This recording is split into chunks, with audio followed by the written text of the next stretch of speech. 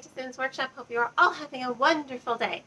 So today we're going to be discussing Pandora. I have to say I was a little surprised by this book. Not in a bad way, just I guess just surprised. When you think of Pandora, you think of the myth of Pandora. So when I saw the book, I'm like, ooh, I thought it was going to be some sort of retelling with the book in some fashion. I knew what the premise was, and I thought, okay, well, maybe it's a modern day Pandora. Maybe Pandora has been reincarnated, right? Nope, it's just her name. This girl's name. Her parents were, I guess, somewhat archaeologists and historians. They collected lost artifacts and they sold them to museums, and they sometimes worked for museums. And during one event, they died in a cave-in, leaving Pandora with her uncle. Now, he doesn't seem to be a really nice guy. He's kind of a dick. He certainly gets his. I don't want to say disappointed, because that's not really the right word. I guess I was just surprised. It wasn't what I expected when I went into reading the book. I expected a little bit more Greek myths in the story. She does come across this vase, and on the vase is the story of Pandora. And some weird things do happen around the vase. Like if you get injured, your wounds don't seem to heal. They just keep festering and festering and festering. And then there's this old man with striking blue eyes. And you're just like, is that Zeus? Could that be Zeus? Like, that exists. I just expected more of it when I was going into the story. I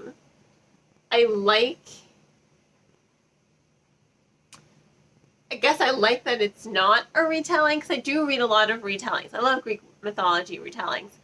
I was engaged in Pandora. I will say her characterization in the beginning was a little dry. It does have a really strong opening, though, with some hypnotic music playing underwater when they discover the vase. I think that was really interesting. I think that's another reason why I was expecting more of a mythological aspect for the story, a little bit more fantasy, but it's not fantasy.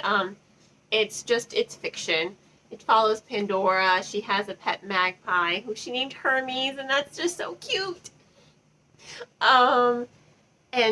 When her uncle finally gets his hands on this vase, she's like, what's all this mystery around the vase? Why don't they want me around? And it does connect to her parents' death. There's a mystery she has to solve, and it puts her in the line of Edward. That's not even the right way to phrase that. Edward and her end up crossing paths, and I do like their dynamic. I think he's a little bit more idealistic in his tone, like he's a little bit more lighthearted. He really wants to study the vase, and he really wants to write a paper about art and dealings with the black market and how it affects art.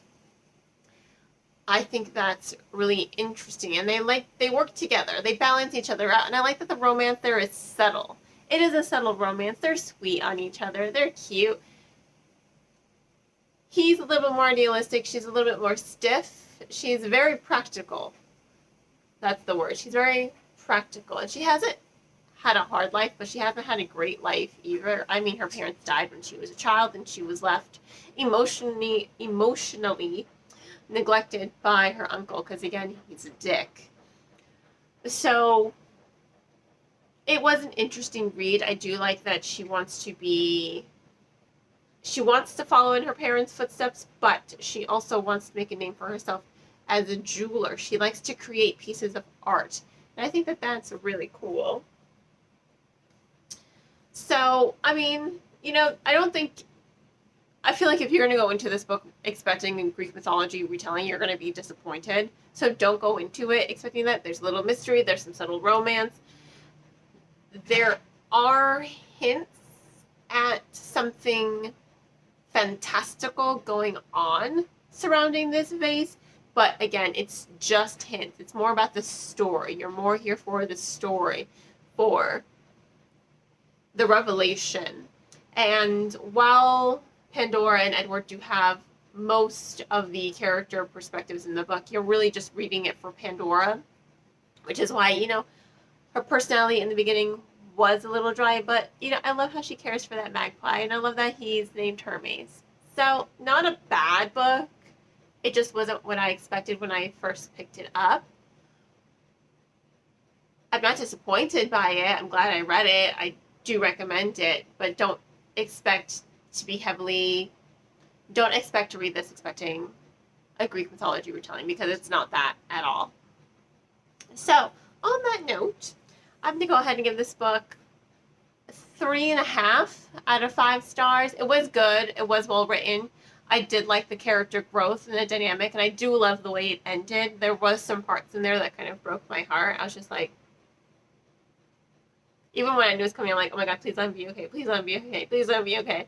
I'm going to spoil it, but I was just like, it broke my heart. So, on that note, I will include links in the description below on where you can purchase the book if you yourself want to check it out. Words matter. On that note, please don't forget to like the video, subscribe to the channel, and share with all your book loving friends. You can also become a supporter on any of my social media platforms below, or on Buy Me Coffee, Ko-fi, or Patreon. I hope you all have a wonderful rest of your day, and as always, happy reading!